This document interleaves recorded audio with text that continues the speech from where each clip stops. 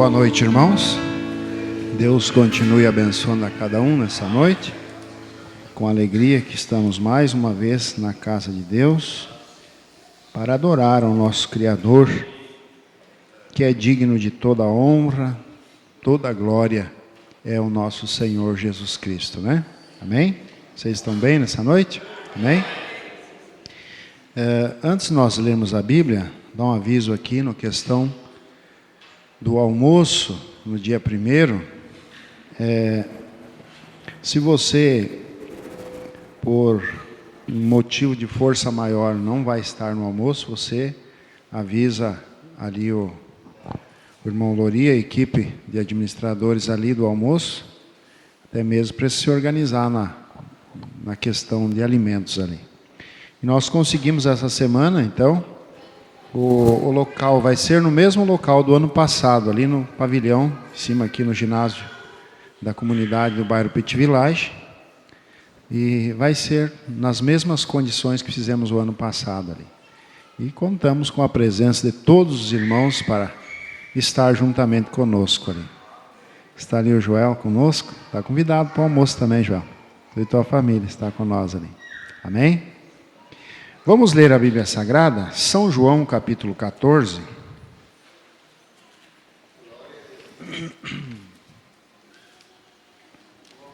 São João 14. Cada vez que nós lemos a Bíblia, as mesmas escrituras, a gente vai vendo que realmente a palavra de Deus, ela não envelhece, né? Ela sempre tem algo novo dentro, né? Olha que eu já li alguma vez, João 14, mas cada vez que nós lemos ali, sai um suprassumo cada vez mais gostoso, né? Lembro do irmão Triquês, ele gostava muito dessa escritura aqui. Não se turbe o vosso coração, credes em Deus, credes também em mim. Na casa de meu pai há muitas moradas, se não fosse assim eu vou-lhe teria dito, vou preparar-vos lugar. E se eu for vos preparar lugar, virei outra vez e vos levarei para mim mesmo, para que onde eu estiver, estejai vós também. Mesmo vós sabeis para onde vou e conheceis o caminho. Aqui foi o teste, né? Olha, falando de casa, falando de lugar, Jesus colocou ali, ó, mesmo vós sabeis para onde eu vou e conheceis o caminho. Mas observamos no versículo 5, e disse-lhe Tomé, Senhor, nós não sabemos para onde vai, como podemos saber o caminho? E disse Jesus, eu, não outro, sou o caminho, a verdade e a vida, e ninguém vem ao Pai senão por mim. Se vós me conheceis a mim, também conhecereis a meu Pai, e já desde agora o conheceis e tende o visto. Então disse-lhe Felipe, Senhor, mostra-nos o Pai, que nos basta. E disse-lhe Jesus, olha, estou há tanto tempo convosco que não me tendes conhecido, Felipe. Quem me vê a mim, vê o Pai. Como dizes tu, mostra o Pai. Não crês tu que eu estou no Pai, e que o Pai está em mim, e as palavras que eu vos digo, não as digo de mim mesmo, mas o Pai que está em mim é que faz as obras. Crede-me que estou no Pai, e o Pai em mim, credes-me ao menos por causa das mesmas obras. Na verdade vos digo, que aquele que crê em mim também, eu quero que você fixe nesse versículo aqui, ó. Aquele que crê em mim, né? Na verdade vos digo que aquele que crê em mim também fará as obras que eu faço, e as fará maiores do que essa, porque eu vou para meu Pai. Amém. Vamos orar?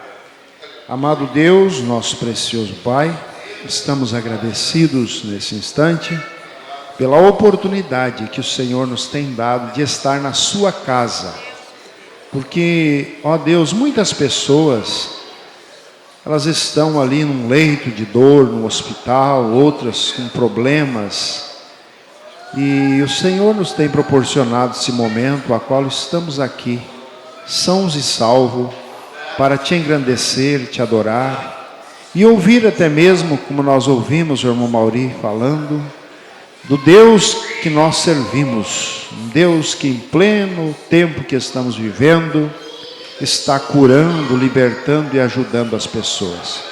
Por isso que nós te amamos e te servimos, porque o Senhor é o mesmo. O Senhor não muda a sua forma de trabalhar. O Senhor curou, libertou, salvou no passado, e o Senhor continua ainda fazendo esse mesmo trabalho, Pai. Portanto, pedimos nessa noite que o teu grande Espírito Santo venha, através da sua palavra, trazer, Senhor, a revelação por completa dessa mensagem a cada coração, a cada alma, que possamos compreender, Senhor, tudo que o Senhor falar para nós. Em nome de Jesus, assim nós pedimos e agradecemos. Amém. Podemos assentar.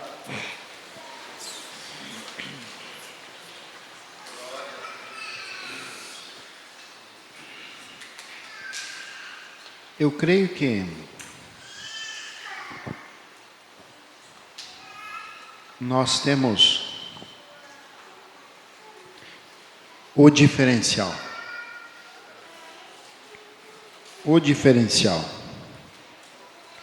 Nós não somos uma religião, não somos uma denominação,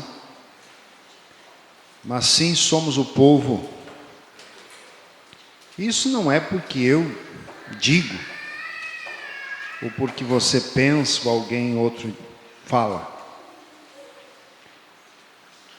Mas nós temos cunho na Bíblia, na palavra, que nós somos o povo escolhido. Você crê assim, irmãos? Certa vez alguém disse, mas como é que vocês têm tanta convicção, tanta certeza em dizer que é vocês? Eu disse, sabe por quê? Porque se há um povo na face da terra hoje que luta para viver e colocar em prática a palavra de Deus, somos nós. Não é verdade? Eu creio que no coração do eleito não existe incredulidade. Não é verdade? Porque a revelação, quando se obtém a revelação da mensagem, ela dissolve a incredulidade. Nós, quem sabe, não podemos muitas vezes compreender muitas coisas. Como os próprios discípulos, eles andando, vivendo com Jesus, né? Você vê aqui um quadro, como nós vimos nessa leitura. Quem que estava ali com Jesus, comendo, dormindo, andando ali com Jesus? E ele não compreendia quem que era Jesus, mas ele cria em Jesus, né? Ele estava seguindo Jesus, por quê? Porque ele era incrédulo? Não, porque ele era um crente em Jesus. E assim é nós, a igreja de Deus, muitas coisas às vezes nós não compreendemos, porque para cada tempo, Deus vai revelando gradativamente a sua palavra, né? Então muitas vezes nós não compreendemos certas coisas, mas nós cremos. Cremos em Jesus, cremos na sua palavra, e isso nos dá certeza que podemos desafiar. Até quando eu faço evangelismo, eu cito a seguinte frase, isso dá segurança para quem está ouvindo.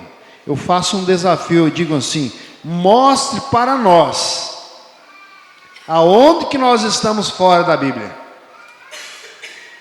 E as pessoas ficam sem argumento, porque eles lutam aqui, lutam lá e reviram e... realmente vocês são seguidores da palavra. Então isso não te dá segurança? Agora, a denominação não pode fazer esse desafio, né? Já levanta qualquer menino da mensagem aí, chega, não, tá fora aqui, fora aqui, fora aqui, fora aqui, né? Muito bem. O caminho de volta para casa. O caminho de volta para casa. Marque esse, que é um título que me veio ao coração de nós meditarmos. Se você tem uma casa, você sai, né? Mas qual o intuito? É voltar para casa. Você sai numa viagem a passeio, você sabe que está indo, mas sua mente já está fazendo o cronograma da volta, não é isso? Você sai para trabalhar de manhã cedo, você sabe que vai, mas que vem. Não é assim? Concernente ao Evangelho, nós também saímos de casa, mas estamos voltando para casa.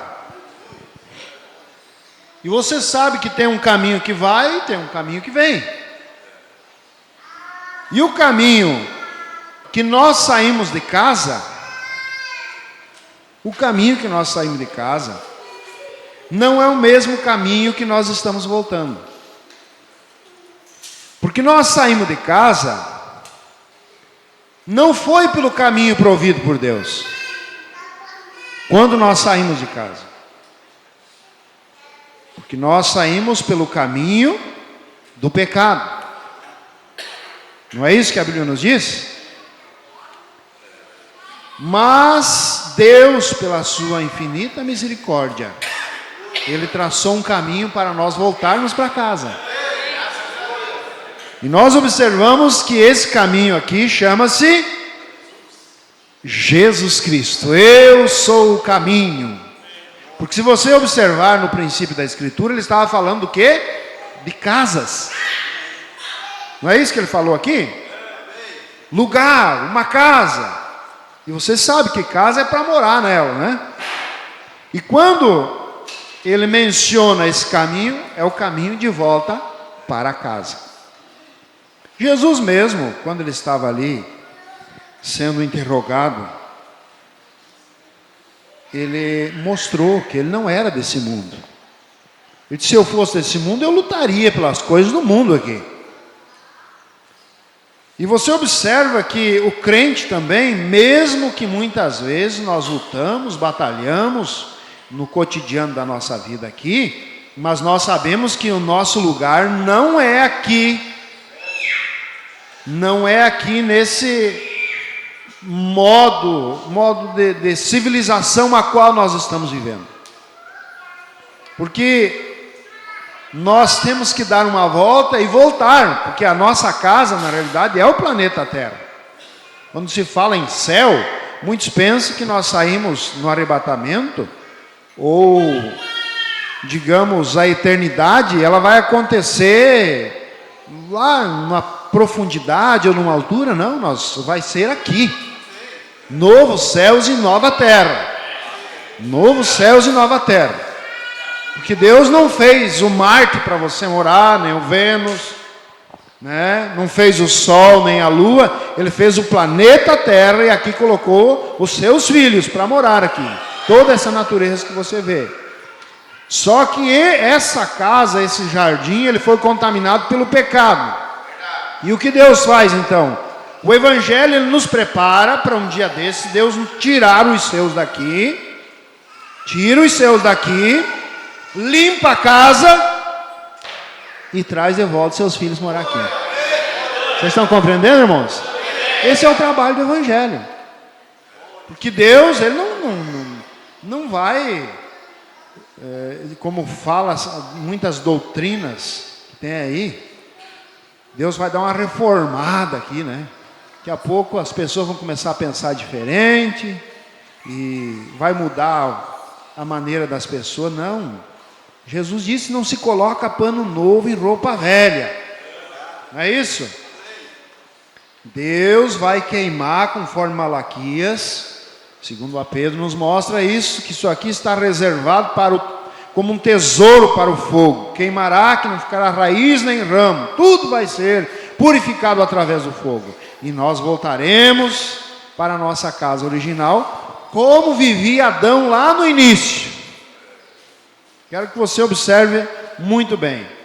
Porque Adão, no princípio, antes da queda, o profeta nos mostra que ele era um Deus amador. Era um Deus amador. Você observa que nem mesmo o próprio Deus foi quem colocou o nome na natureza aí. Deus deixou para o seu filho, Adão. Se você vê uma árvore ali que diz jabuticaba, sabe quem colocou o nome? Foi Adão. Você vê ali cavalo, e você observou que tudo que está no original assenta aquele nome para aquilo ali. Você observou? Pode notar que se colocasse, fosse trocar o nome do cavalo para ovelha, será que assentava? Não assenta. Não assentaria, porque você pode olhar que todos os animais, o seu nome realmente identifica ele. Suas características, tudo mostra através do nome. E o que aconteceu? Isaías disse: o que faz a divisão entre vós e o vosso Deus são os vossos pecados. E o que fez o homem sair de casa, da sua casa, foi o pecado. Foi o pecado.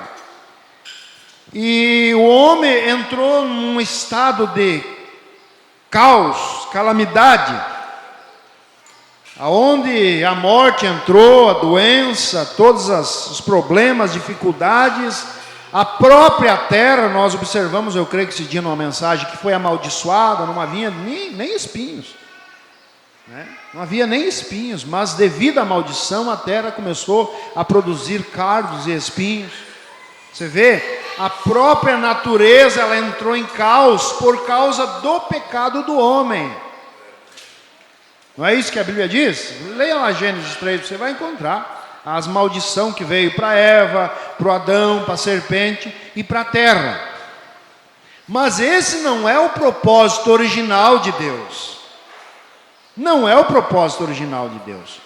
Cremos que tudo foi uma permissão. Há um propósito em tudo, como nós observamos através da mensagem, que Deus tinha atributos nele. Então Deus permitiu fazer toda esse rodeio, todas essas coisas aqui, mas Ele tem a solução para tudo. Porque antes de haver a doença, tinha a saúde. Antes de haver a tristeza, tinha a alegria. Quem saiu primeiro? Foi a morte ou foi a vida? Foi a vida. Então a solução para a morte é a vida. Não é assim? Mas a questão é que tudo está dentro do propósito de Deus. E como o homem vivia lá, então? Essa é a pergunta que sempre nós fizemos. E você observa que o trabalho do Evangelho é nos conscientizar que nós não somos meramente um grupo religiosos que se reunimos aqui, erguemos nossas mãos e dizemos que o diabo não presta e que Jesus é bom, né? Não é esse o propósito do Evangelho. O propósito do Evangelho é nos conscientizar quem nós somos. Quem você é. Olha para o lado do seu irmão aí. Olha para ele, mas com sinceridade. Sabe quem está do seu lado aí? É um herdeiro da terra. É um herdeiro da terra. Você é o dono original. Só que o inimigo ele usurpou por um determinado tempo. Mas nós estamos aqui com o título de posse na nossa mão. É questão de tempo. Nós temos que a escritura da terra, o título de posse está em nossas mãos. É questão de um dia desse. Como é que se chama? É despejo? Reintegração de posse. Aí, irmão Adão me ajudou aí. Reintegração de posse. Porque o usurpador, ele se meteu ali. Você sabe que às vezes uma pessoa invade um terreno lá. Invade um terreno lá. Ele não tem escritura, é um invasor. Mas aqui corre para a justiça, o verdadeiro proprietário aciona, vai para a justiça, e ali ficam os trâmites, né? De papéis, de processo, até o verdadeiro dono provar que ele é o dono da terra, daquele terreno. E daqui a pouco, então, o juiz bate o martelo lá, bateu o martelo, veja que ainda há um percurso, depois da batida do martelo, ainda há um percurso entre o oficial de justiça vir, né, avisar aquele homem que ele desocupe, porque vai haver um despejo. E Satanás já está avisado há 2000 anos. Foi batido o martelo na cruz do Calvário. O primeiro Adão perdeu, mas o segundo Adão conquistou. Não é maravilhoso aqui, irmãos? Não te empolga? Você não vem na igreja por uma causa qualquer. Você vem aqui porque há um motivo muito grande. Você é o dono da terra. Amém? E quando não é só a questão da restauração da terra, porque a terra inteira, aquela que está lá, essa que pisamos aqui, essa que está na flor aqui, e até essa aqui, ó, que é os 16 elementos, que é pó, nós tínhamos perdido ela, a autoridade dela. Mas um dia desses, a terra voltar ao seu estado original.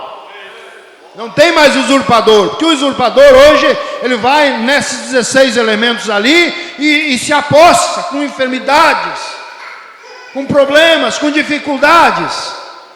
Mas o nosso segundo Adão, ele nos tem dado o direito de tomar posse. É questão de tempo. Observe. Como que Adão vivia lá? Vamos parar um pouquinho agora, vamos recorrer às Escrituras.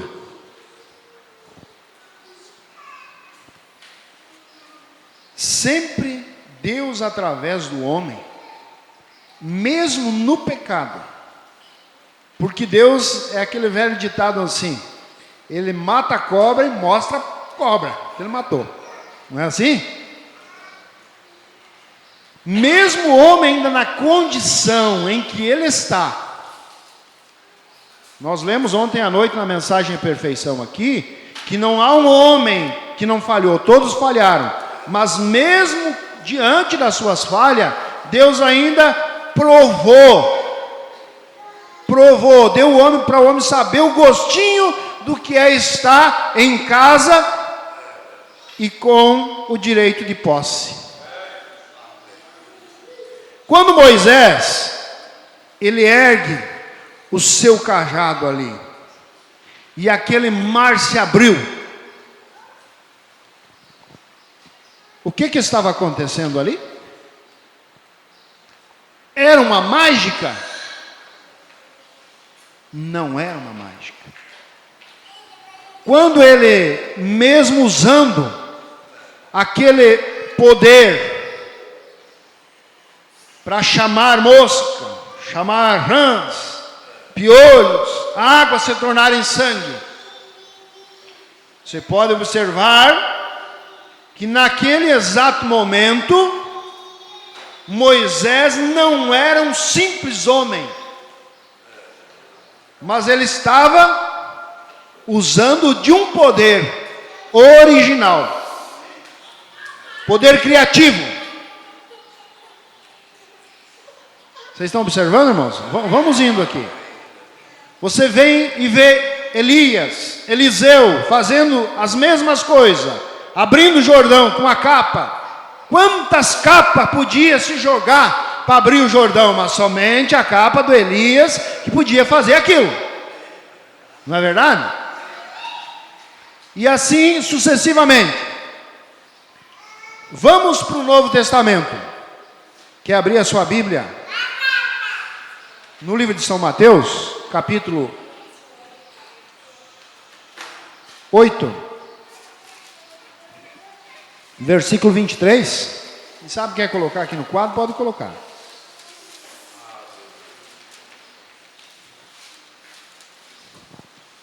Um Adão que perdeu lá, um Adão que ganhou aqui. E se você observar, o que esse segundo Adão ele disse aqui? Olha aqui, ó. Na verdade vos digo, que o que crê em mim também fará as obras que eu faço, e as fará maiores do que essa. Mas olha o estado em que ele estava. Mateus 8, E versículo 23. E entrando ele no barco, seus discípulos o seguiram. Eis que no mar se levantou uma tempestade tão grande, que o barco era coberto pelas ondas, ele porém estava dormindo. Segundo Adão, né? E os seus discípulos, aproximando-se, o despertaram, dizendo: Senhor, salva-nos que perecemos. Você vê duas coisas que acontecem aqui. O Adão caído, representado nos discípulos, sem poder nenhum, sem nenhuma autoridade, com medo, despertando. Quem que era que estava ali no barco? Jesus. Segundo Adão. Não é isso aqui? Olha como a escritura não fica velha. Ela é uma coisa que se renova, né? O primeiro Adão caído, com medo. Vocês observaram isso? Olha aqui, ó. Coberto pelas ondas, porém ele estava dormindo. E os seus discípulos, aproximando, o despertaram, dizendo: Senhor, salva-nos que perecemos. Quer dizer, eles estavam em dificuldade em perecer. E ele disse, olha o que o segundo Adão diz: porque temeis, homens de pequena fé? Porque quando o homem se separa de Deus, ele esmurece. Não há homem de grande fé se ele está separado de Deus, sua palavra. Não é assim? Quando ele foi expulso do jardim, ele estava desanimado. Você pode observar, Adão não tinha medo. Ele ficou por um período muito grande no jardim do Éden, sem a Eva. E não existia medo em Adão. Hoje nós pegamos o maior machão aqui, ó, que se diz maior machão, e diz assim: vai sozinho por um desafio e posa sozinho no meio daquele mato lá. Ele até pode ir, mas ele fica lá tremendo a perninha, é ou não é? Escurece, ele já vai com um facãozão, não é isso? Já vai com um revólver, com uma espingarda, e ele fica lá assim, ó. O que isso significa? Medo. E o Adão vivia lá sem medo.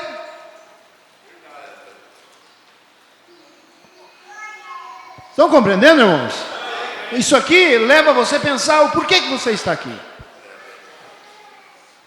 E você vê que o gatinho sai lá da sua casa de noite, atravessa todo ali, passa, vai lá no meio do mato, fica a noite inteira lá no mato caçando. E não tem medo. O bichinho posa lá. O passarinho que você disse que é tão frágilzinho, não tem medo.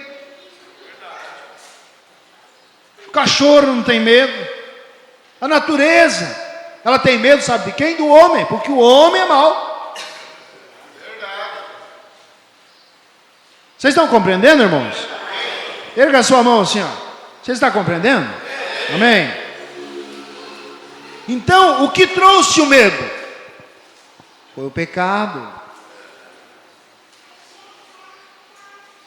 E observe aqui, ó. Porque temeis, homens de pequena fé. Você viu que diante daquela situação, de um mar revolto, bravo, eles tiveram medo. Jesus, olha o estado do segundo Adão. O segundo Adão não tinha medo. Ele não temia. Ele ainda olhou para eles: homens de pequena fé. Ô Deus, pouca a tua fé. Não tem? Em outras palavras, se fraca. Olha aqui, ó. E então levantando, quem que se levantou? Jesus. Levantando-se, repreendeu os ventos e o mar, e seguiu-se uma grande bonança. O que era o segundo Adão? Controle total da natureza. porque ele era o segundo Adão, era um Deus amador. Nós sempre falamos aqui, filho de gato é gatinho, né? Filho de cachorro é cachorrinho, mas filho de Deus é o quê? É um Deus menor. E esse Deus menor tinha o poder em suas mãos.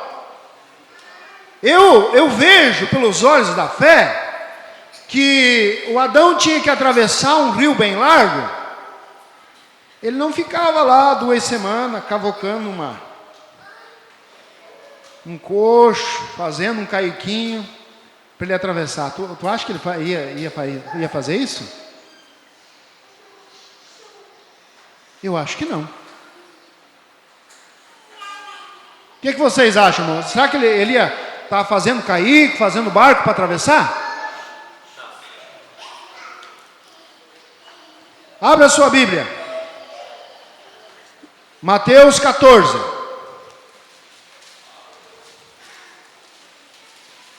Se você observar, houve 2 tempestades e 2 testes. 2 tempestades e 2 testes. Primeiro essa tempestade, Jesus estava onde? No barco. E Jesus estando no barco, a coisa fica fácil, não é assim?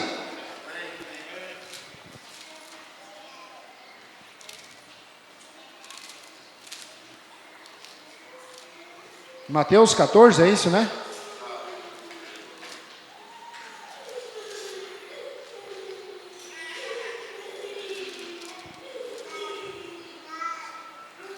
Na realidade aqui não foi uma tempestade, mas um acontecimento nessa segunda etapa. Mas eu quero me referir a essas 2 situações. Há 2 situações que aconteceu.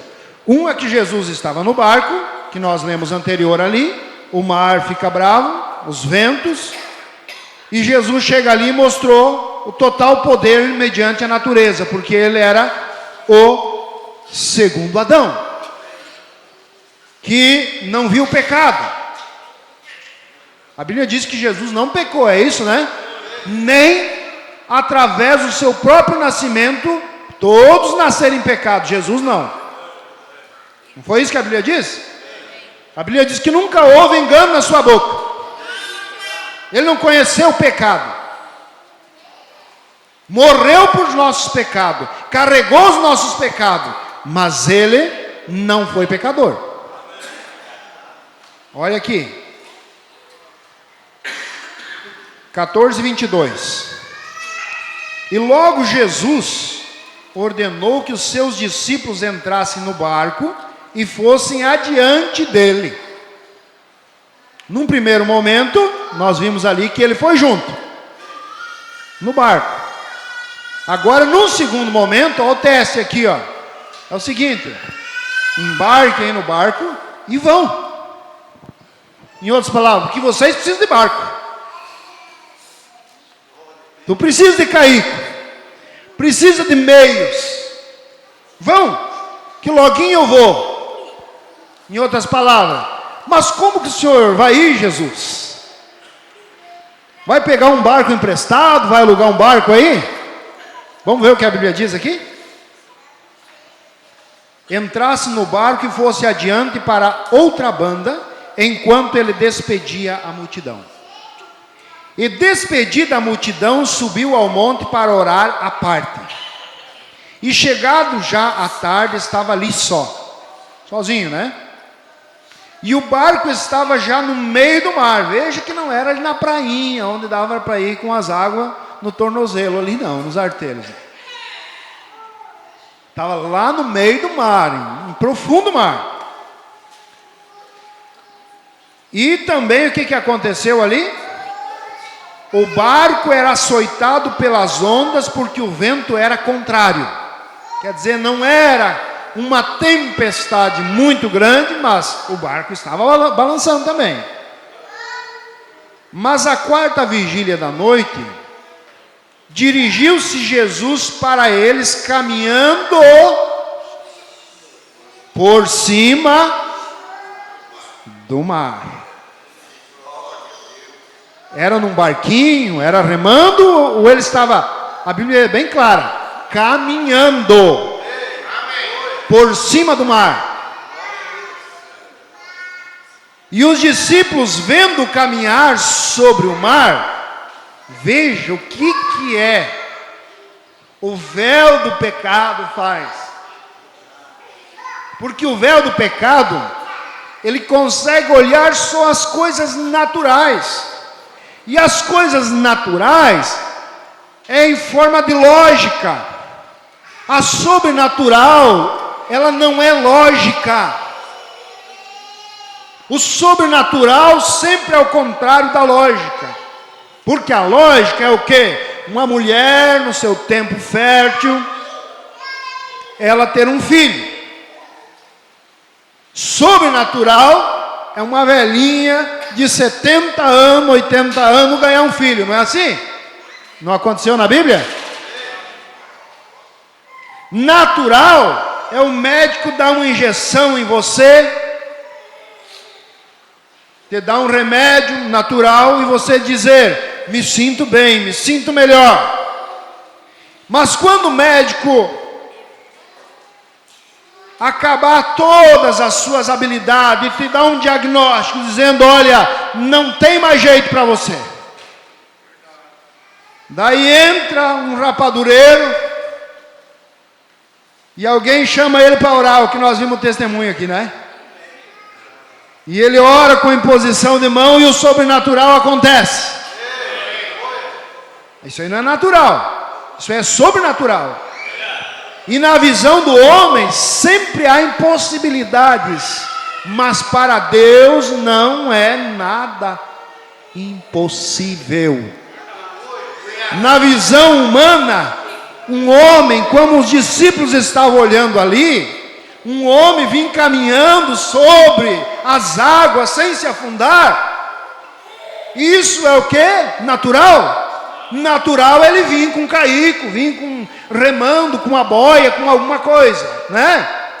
Mas o que estava acontecendo ali era sobrenatural. Sobrenatural. Observa isso aqui, ó. O vento não está me ajudando aqui. Aqui parece no barquinho lá, meio. Olha aqui, ó. E os discípulos, vendo caminhar sobre o mar, assustaram-se, dizendo, é um fantasma. Porque eles estavam olhando de uma maneira natural. Mas o sobrenatural, e gritaram com o quê?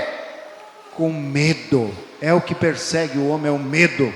É o medo da morte, é o medo do inferno, é o medo da doença, é o medo disso, é o medo. O homem é carregado de medo. Mas o homem que realmente tem a revelação, que tem o Espírito Santo, ele não tem medo nem da morte. Veja o que disse Paulo: ó morte, aonde que está o teu aguilhão? Ó inferno, aonde que está a tua vitória? O homem restaurado por Deus, ele não tem mais medo. Amém? E eles gritaram com medo. Jesus, porém, falou logo, dizendo, tendes bom ânimo, sou eu, não temais. Quem que era esse? Segundo Adão. Mas aí é o seguinte, você diz assim, tá, tudo bem. Jesus, né? Jesus é Jesus, é o verbo encarnado, é o próprio Deus. Mas vamos lendo aqui, você vai ver que quando se afasta as incredulidades, nós conseguimos sentir o gostinho de um corpo glorificado, de um Adão restaurado. Ah, mas se isso aconteceu foi com Jesus. Vamos lendo aqui. Jesus diz, tendo bom ânimo, sou eu, não temais. A companhia de Jesus afasta o medo, né? E respondeu, então veja que quando ele fala assim, O que trouxe para Pedro, Moisés? Coragem. Trouxe coragem. E daí Pedro responde e diz: Senhor, se és tu, manda-me ir ter contigo por cima das águas então. Ah, que desafio. Olha o desafio. Se é tu mesmo, Senhor, então manda que eu também vá caminhando. Olha a audácia, né? Também quero caminhar. E o que aconteceu? E Jesus simplesmente disse: vem. E Pedro, descendo do barco, andou em outro barquinho com outro caico, é isso?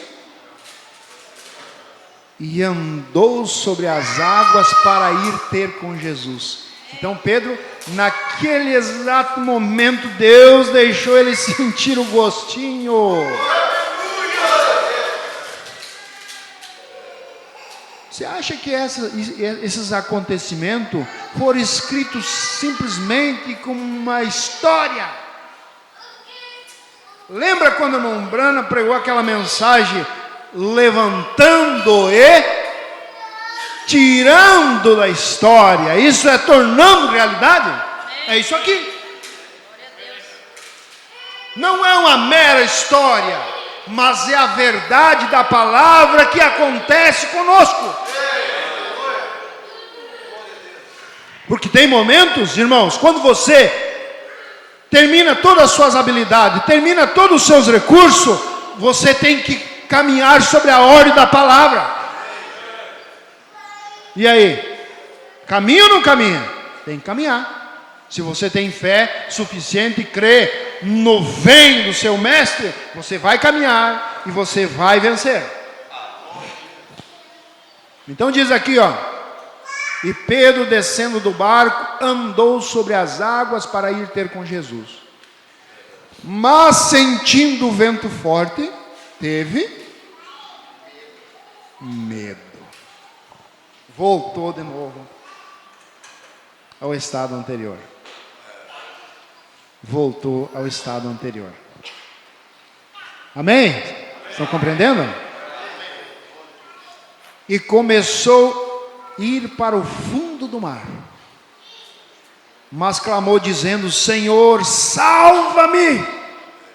Não é isso que muitas vezes tua fé te leva e você vai lá em cima e você caminha? Não é isso? Mas daqui a pouco bate um ventinho, o mar se agita e você perde a fé e você começa a se afundar. Mas quando você lembra de quem você é filho, você não está sozinho, você tem um pai, você grita: Jesus me socorre, Jesus me ajuda.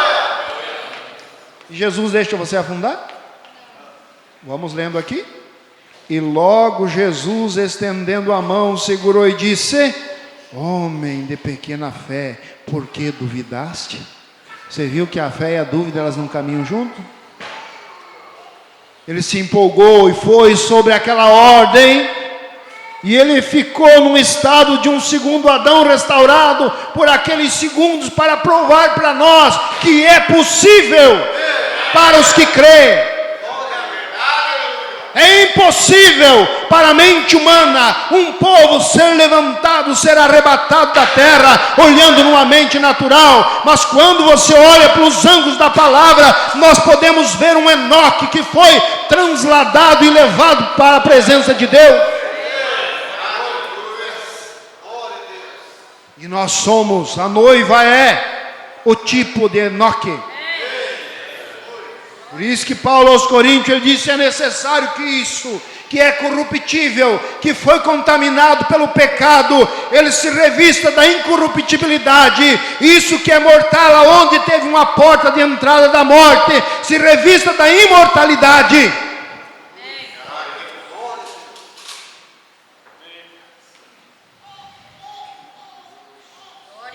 E quando subiram para o barco, acalmou o vento.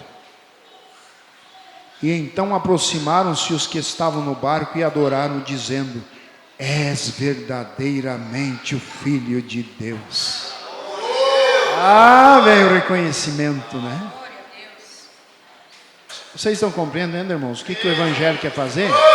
Quer te levar de volta para a tua casa. Olha aqui, você viu a profundidade do São João 14? Não se turbe, não tenha medo. Veja o vosso coração, mas credes. Por isso que o corinho internacional, o hino da noiva do Senhor Jesus Cristo é o que? Somente crer. Creia.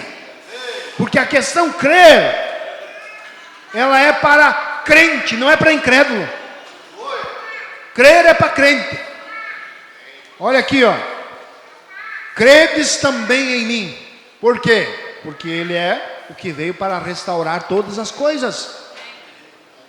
Veja mais, na casa de meu pai há muitas moradas, e nós vamos observando, e quem é esse? Eu sou esse caminho. É por isso que nós se batizamos em nome de Jesus Cristo, porque nós entramos nesse caminho, chamado Cristo, e esse caminho nos leva para a nossa casa original.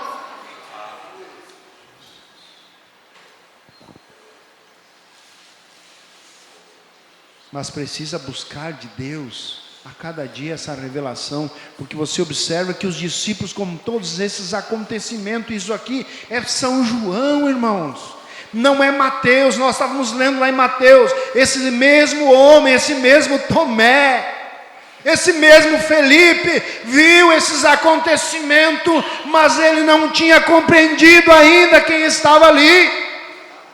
Você vê dois discípulos, um pergunta, olha, não sabemos, o que ele diz aqui? Eu disse Tomé, Senhor, nós não sabemos para onde vai, como podemos saber o caminho?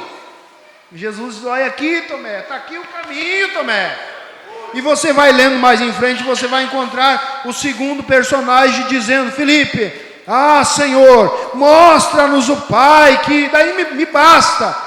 E Jesus disse, Felipe, em outras palavras, que falta de revelação, que falta de revelação. Olha o que eu fiz, as obras. Quem que faz o mar se acalmar? Quem que faz os ventos se aquietar? Quem que caminha sobre as águas se não é Deus?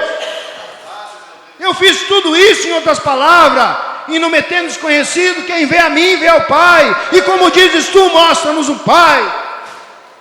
E muitas vezes esse véu, essa cegueira que faz as pessoas não ver Deus, não ver um corpo transformado, não ver um novo céu, não ver uma nova terra, e a pessoa se desanima. Irmão, essa mensagem é que abre a nossa visão, quando nós olhamos, muitas vezes mesmo com dor, mancando, mas você olha pelos olhos da fé e vê lá na frente, um corpo jovem, transformado, liberto da morte, do pecado. Isso aqui não é um evangelho de homem, como diz o profeta, não é uma chocadeira de pinto de granja, que nasce 40 dias já está indo ali para o frigorífico, não, isso aqui é vida eterna, nós temos que crer nela. Você vem na igreja, não é para simplesmente ser uma pessoa reformada, um pouquinho melhor, não, você vem aqui para adquirir vida eterna, voltar para a casa original. Amém?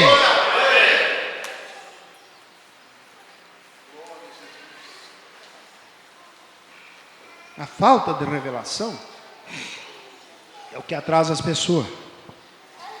A pessoa diz, mas eu já tenho a revelação, eu já pude entender batismo em nome de Jesus Cristo, Santa Ceia, eu já pude entender que as mulheres não devem ser pregadoras, que não pode cortar o cabelo, que o homem tem que andar assim. Isso são chamados rudimentos, mas você veja que a Bíblia não se limita só em Atos 2:38, Coríntios 11, olha aqui, são 66 livros cheios de coisas para nós desfrutar, entendermos.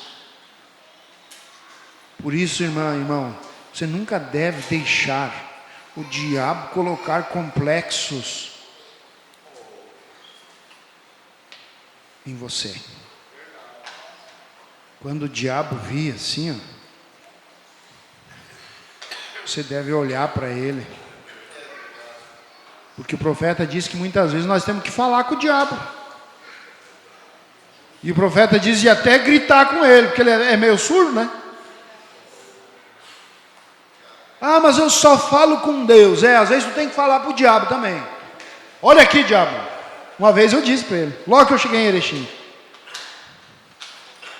Falei ali, irmã Andréia, ali atrás, naquela meia aguinha lá. Mas eu sofrido. Mas estava, pensa no, o irmão Zé é testemunha, sabe disso. Mas que sofrimento. Mas olha, judiado mesmo. E eu falava com Deus, umas horas me veio a inspiração, e eu falei com o diabo. Eu disse, olha aqui, Satanás, chega para ti. Chega para ti.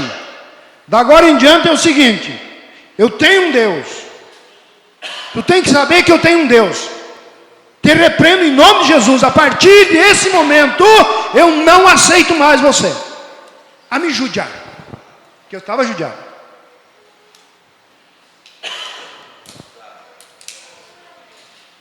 E naquele exato momento uma paz caiu no meu coração. E se na noite anterior eu estava meio ruim para dormir, naquela noite eu dormi bem, desempregado, eu estava. No outro dia saí ali, quando cheguei em casa, minha esposa disse, ó, tem uma cartinha para ti aí. Eu disse, cartinha? Eu sei. É a Comil que vai me chamar. Eu nem sabia. Eu nem sabia que cartinha era. Mas pela fé, minha esposa está aqui, ela é testemunha e disse, a Comil vai me chamar porque eu quero trabalhar lá. Era o desejo do meu coração, e a Bíblia diz que Deus cumpre o desejo do coração do justo. Olhei assim, Comil, solicita sua presença amanhã às 7h20. No outro dia, às 7h20, um torró d'água. Mas pensa na chuva. Lembra o pastor tinha um Corcel 2 amarelinho, lembra? Eu disse, fui lá e acordei o pastor, o senhor, vou ter que judiar, mas vai ter que me levar lá. Irmão, isso aqui é para alimentar a sua fé. Para ver que nós não somos qualquer um. O diabo judia de nós até o quando nós querer.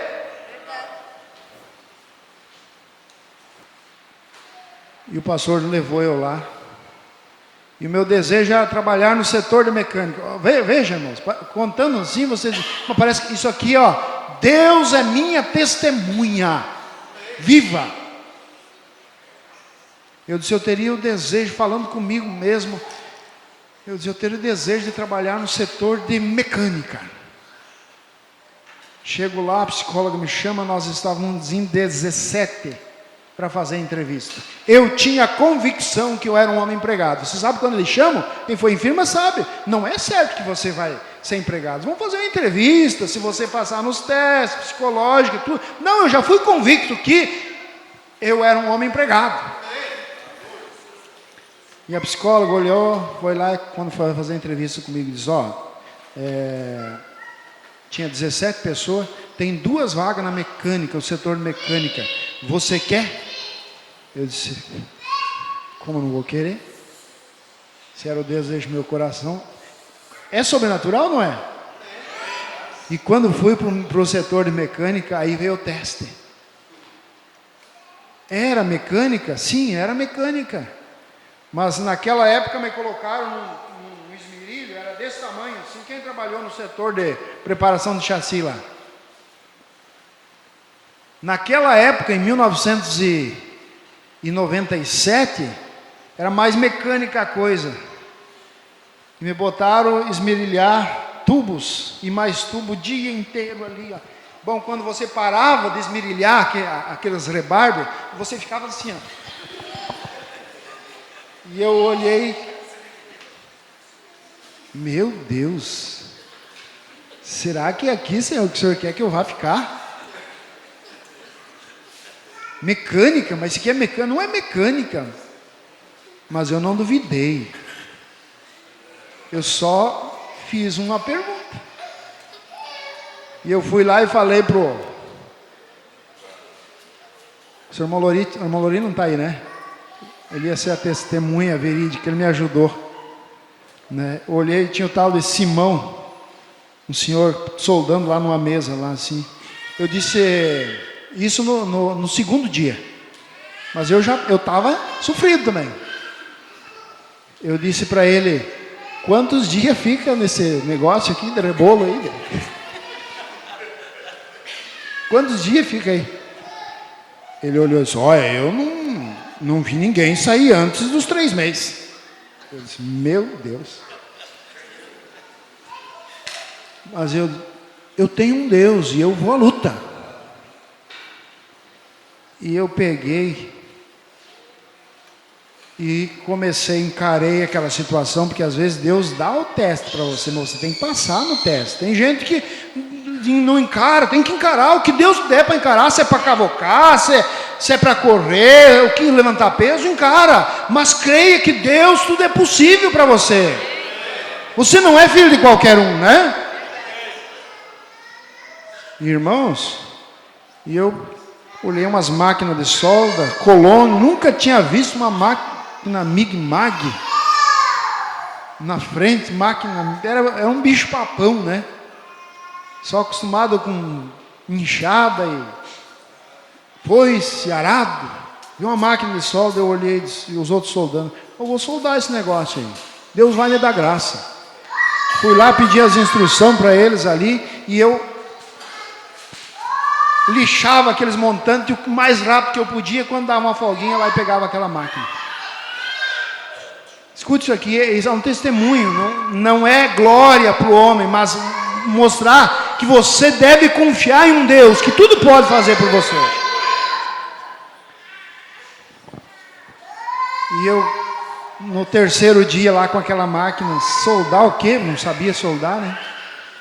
Olhei, o chefe do setor olhando de longe, eu disse: meu Deus, agora sim, ele vai me mandar embora, eu mexendo por conta dessas máquinas. Ele veio lá e disse: está fazendo o quê? Olha, estou tentando aprender a soldar aí, mas não sei. Ele disse: faz o seguinte, essa máquina aí tu nunca vai aprender a soldar, porque essa aí é uma máquina que ninguém ocupa mais aí. Pega aquela novinha lá, você pode ficar à vontade, eu vi que você tem desejo de aprender, fica à vontade. Eu virei numa sarna em volta com a mão. Mas em 10 dias eu era soldador. Saí do esmeril em 10 dias. E Deus foi me abençoando. Muitos aqui sabem, são testemunhas vivas. E Deus foi me abençoando e me abençoando e me abençoando, mas eu criei. Então isso são testemunhos, irmãos, de que nós estamos numa dimensão limitada pelo tempo, temos circunstância, temos barreira, mas você deve reconhecer que você não é qualquer um. Você tem promessa de Deus. Você foi escolhido, você é um eleito. Deus escreveu o teu nome no livro da vida antes da fundação do mundo. Você está aqui para um propósito: manifestar aqueles que são salvos. Porque se existem os condenados por rejeitar, mas existem os salvos por aceitar. E você está aqui nessa noite identificando que existe um Salvador, que existe um curador, existe um novo céu e uma nova terra, e que nós estamos aqui lutando por ela. O profeta diz que Deus disse para Moisés: a terra está lá e é de vocês, mas vocês têm que lutar por cada palmo dela. Vocês vão ter que vencer 7 nações: amorreus, jebuseus, heteus, ferezeus, amonitas, amalequitas. Vocês vão ter que expulsar de lá para ir tomar posse. Leia na mensagem: a maior batalha jamais pelejada. Na mensagem: como poderei vencer? O profeta especifica bem. E o que fez Israel? Lutar por cada polegada. Mas eles conseguiram ou não conseguiram? Por quê? Porque eles tinham um diferencial. Eles não eram como as outras nações. Eles tinham um Deus que guerreava por eles, que lutava por eles. E nós temos: a terra é nossa, o novo céu, a nova terra é nossa, o novo corpo é nosso. Mas o profeta diz: mas você tem que lutar a cada dia, você tem que enfrentar os complexos, enfrentar os quadros do inimigo, enfrentar as ofertas, as tentações, e todas elas têm nome. Lá eram jebuseus, eram heteus, aqui tem outros nomes, mas você tem que enfrentar esses inimigos. Como nós falamos ontem à noite, você tem que enfrentar o orgulho, você tem que enfrentar o seu próprio ego. Você tem que enfrentar muitas vezes a você mesmo, que é o maior inimigo. Por quê? Porque você olha, você tem um alvo, você tem um foco. Mas você não está sozinho. Nós não estamos sozinhos. Nós temos um Deus. Erga sua mão assim, ó, e diga: eu tenho um Deus. E nunca perdeu. Como eu venci, vós também vencereis, disse Jesus. Quem crê em mim fará as obras maiores. Se eu caminhei sobre o mar, vocês caminharão muito mais. Porque ali foi uma demonstração. E você vê que essa demonstração não foi uma demonstração pública para o mundo lá, mas foi para os crentes. Tem coisas que Deus te mostra para você, não mostra para incrédulos, mostra para você. Mas você tem que crer nisso. O mundo ridiculariza, o mundo não aceita, mas você sabe. Por isso que Paulo disse: eu sei em quem tenho crido. Amém? Vamos colocar de pé nessa noite. Vamos aplaudir Jesus?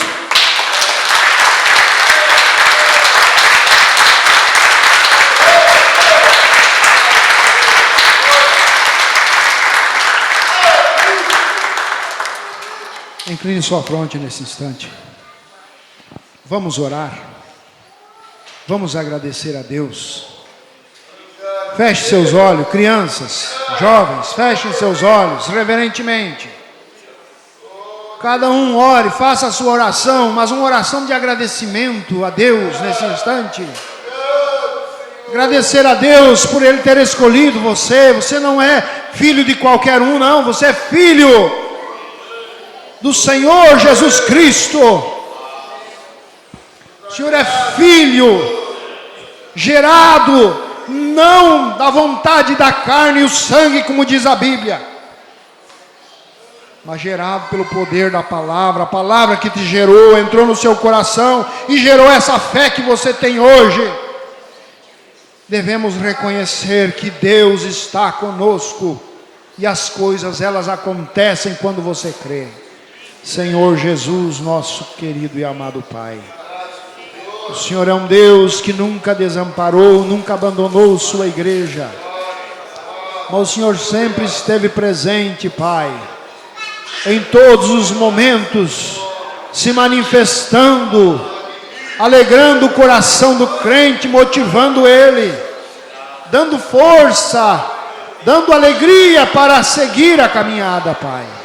Aqui estamos nós nessa noite, meu Deus, agradecendo pelo Senhor ter nos escolhido como os teus filhos, ó Pai.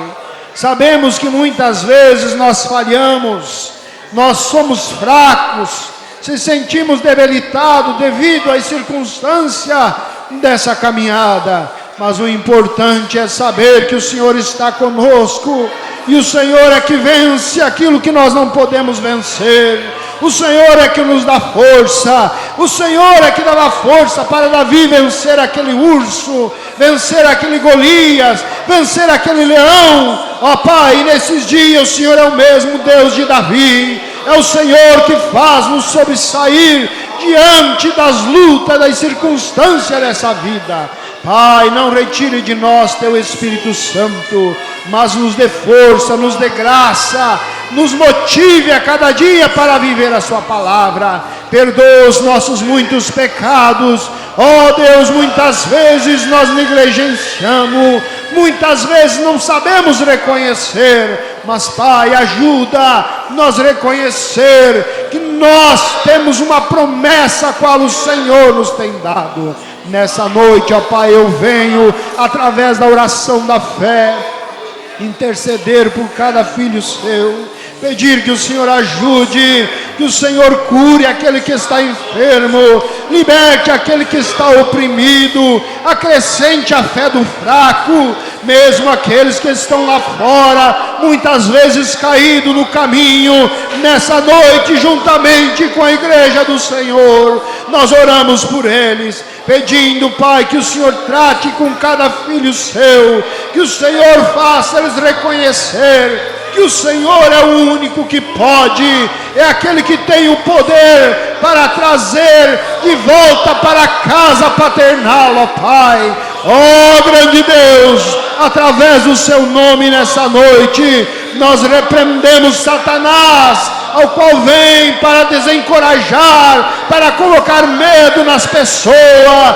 Nós repreendemos o inimigo das nossas almas, que tem trazido tantos problemas. Ó Satanás, nesse instante, você está repreendido pelo nome do Senhor Jesus Cristo. E assim, ó Jesus, pedimos que o Senhor ajude a cada família, a cada lar, a cada irmão, nos seus negócios, nos seus trabalhos, na sua vida cotidiana, Pai. Ajuda, Senhor, teus filhos. Ó Pai, nós cremos em Ti de todo o nosso coração. Repreenda de nós qualquer tipo de dúvida, dissolva toda e qualquer dúvida que o inimigo trouxer, ó Pai.